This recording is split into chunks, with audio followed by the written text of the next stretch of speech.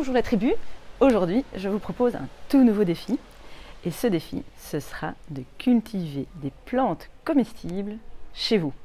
Alors vous allez me dire que ça ne va pas être possible si vous êtes en appartement, si vous n'avez pas de jardin. 2 petites minutes, je vais quand même vous donner quelques petits trucs. La première étape c'est d'abord de se fournir en plantes ou en graines. Alors pour trouver des plantes, où est-ce qu'on va? On va en pépinière. Eh oh, t'entends? Mais t'as pas réfléchi ou quoi? On est en plein confinement. Donc tes pépinières, c'est broquette, complet, fermé, zéro.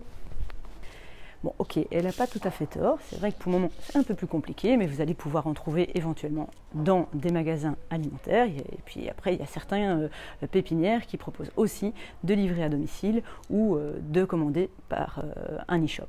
Une autre possibilité, c'est effectivement de se fournir en graines et de pouvoir les repiquer dans différents pots. Alors moi, j'ai plusieurs solutions dans ce cas-là. Par exemple, vous pouvez les acheter auprès de Cyclanterre ou de Semaille ou même chez Cocopelli. Il y a aussi plein d'autres projets similaires qui vous permettent d'acheter en fait des graines de qualité pour pouvoir faire vos semis.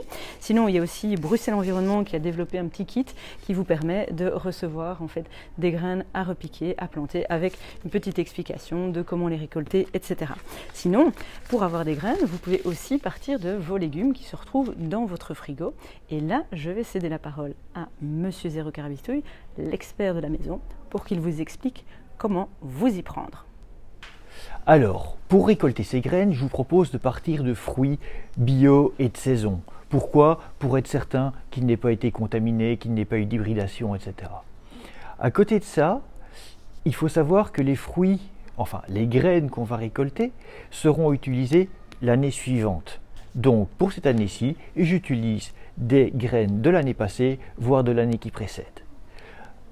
Dans les graines, il faut savoir qu'on a 2 types de graines. Bon. Ces 2 types de graines, elles seront soit dites mouillées, espèces de mucus comme les tomates, soit des graines sèches, on va dire potirons. Il faut faire sécher ces graines-là avant d'être ressemées la saison suivante. Pour les faire sécher, les graines mouillées, humides, on va les faire sécher préalablement sur un papier buvard, sur un tissu, sur un filtre café, question qu'elles ne pourrissent pas. Les graines sèches, on les fait sécher à l'air libre tout simplement. Ensuite, ces graines, nous les mettrons dans des petites enveloppes confectionnées maison,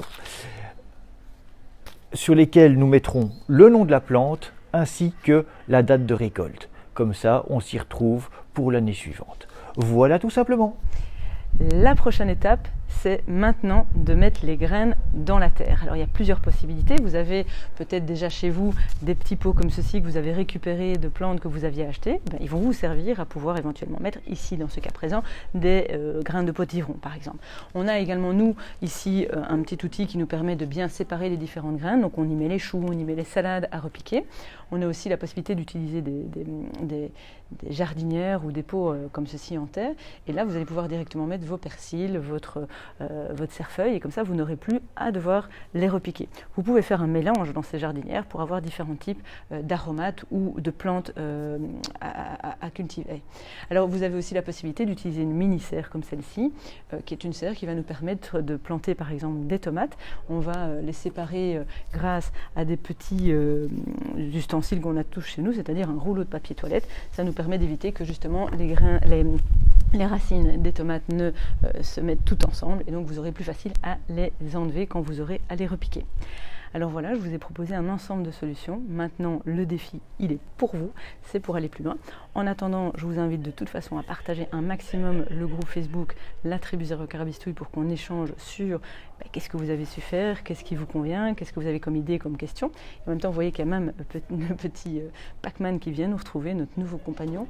Et puis comme ça, vous pourrez un petit peu tester ce que j'ai expliqué dans cette vidéo. N'hésitez pas à me partager aussi vos commentaires, vos idées dans les commentaires ci-dessous. Et également, évidemment, d'aller vous abonner à ma page YouTube, à mon compte Instagram, enfin, voilà, à faire un maximum de buzz autour de ce défi parce que au plus on est à le faire, au mieux c'est. Et donc on pourra changer la donne autour de nous. Allez, je compte sur vous, à très bientôt, ciao.